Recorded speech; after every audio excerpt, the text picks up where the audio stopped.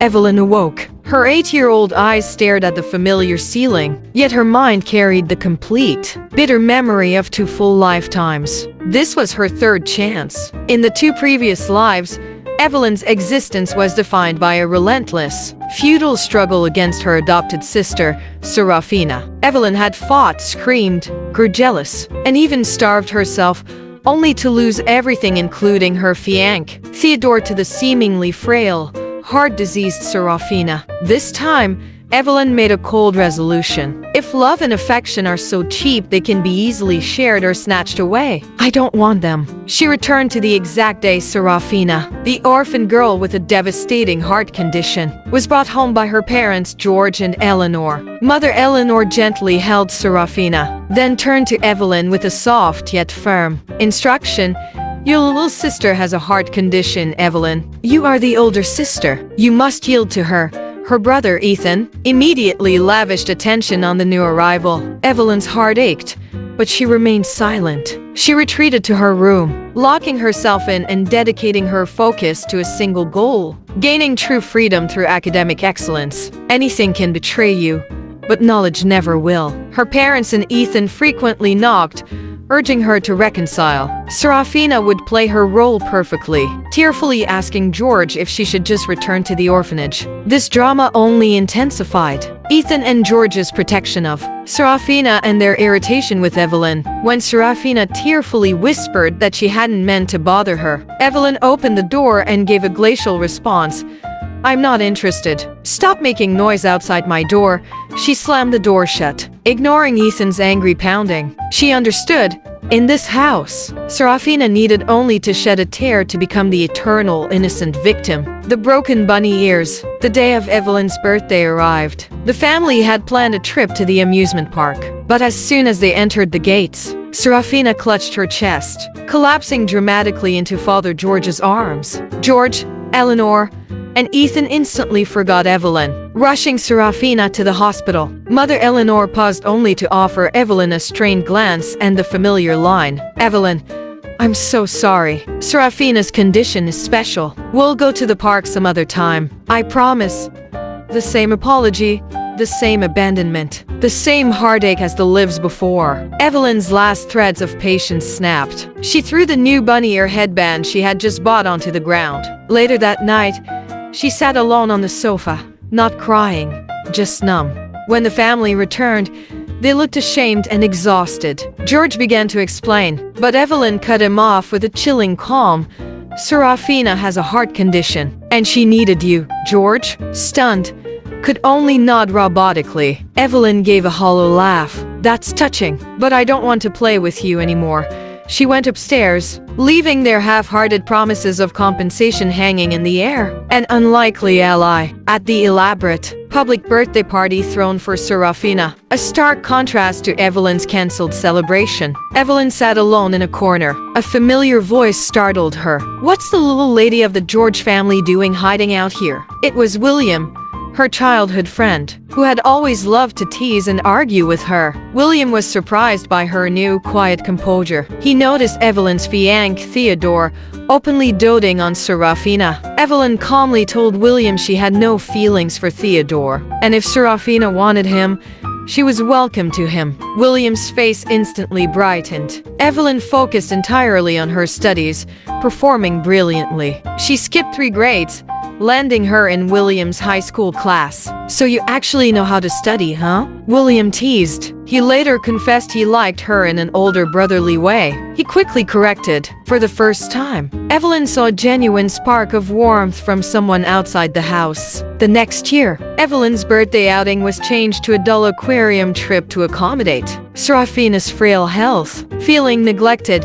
Evelyn wandered off alone. William, guessing she hated the aquarium, tracked her down. It's your birthday today. Stop enduring the green tea drama. Let me take you to the park, he urged. When George and Eleanor finally called, scolding Evelyn for leaving, William took the phone. He said quietly but pointedly, I picked Evie up this morning. It took you this long to notice she was gone. You must be worried sick. Evelyn cherished the day spent with William, the first truly happy birthday she'd ever had. The mango cake test. A few years later, Evelyn faced the final test of their indifference. Serafina pretended to bake a special birthday cake for Evelyn, intentionally using mango, to which Evelyn was violently allergic, a fact the whole family knew. Evelyn saw the peeled mango skin in the trash. When Serafina presented the cake with a dazzling, innocent smile, Evelyn placed her slice down and looked directly at her mother. "Eleanor, do you still remember that I am allergic to mangoes?" Eleanor's face instantly flushed. Ethan,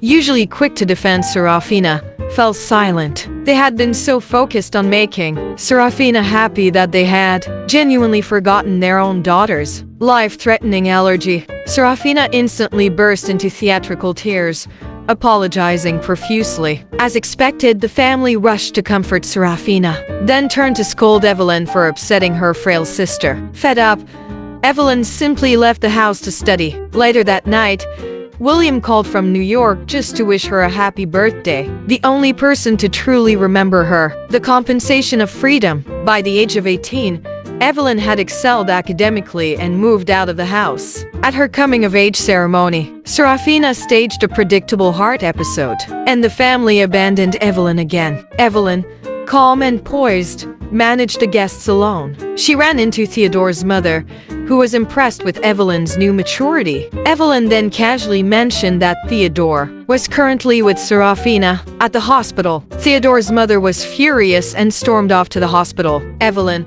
followed by William, arrived to witness the climax. Theodore passionately declared his love for Serafina and his refusal to marry. Evelyn, Eleanor, and Ethan, desperate to please Serafina, openly encouraged Evelyn to break the engagement. Evelyn smiled, a look of sublime relief on her face, and announced the annulment of the engagement. William, seeing his chance, immediately knelt and proposed marriage on the spot. This was Evelyn's moment. She presented the signed document to her parents, declaring her final wish: "If you all insist on compensating me, then let's sever our relationship.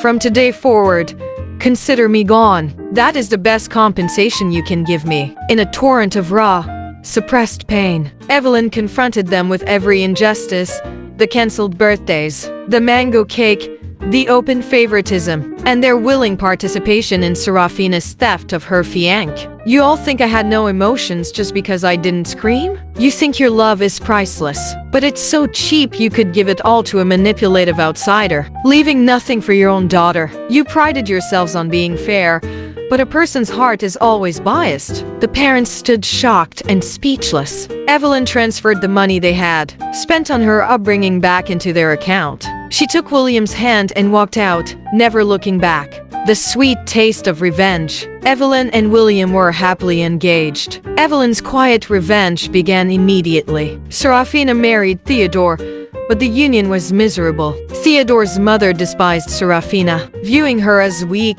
infertile, and bad luck. Evelyn hired a woman to expose Theodore's fake past relationship at the wedding, sowing seeds of doubt and public ridicule. Evelyn, with her keen business sense, orchestrated the financial collapse of Theodore's company. Theodore, overwhelmed and stressed, grew tired of Serafina's constant jealousy and poor health. Years later, Serafina stripped of her assets. Her husband and her health died alone in a hospital bed. Evelyn visited her one last time. Serafina, haggard and defeated, confessed that everything she had fought for ultimately meant nothing. "You lived a life of luxury. Suffering a little at the end isn't so bad," Evelyn told her coldly. Just as Serafina's heart monitor flatlined, Evelyn smiled. "You won, Serafina. You won twice. It's just that this time, I no longer wanted what you took." Leaving the hospital, Evelyn was met by William. Surrounded by roses and holding a ring,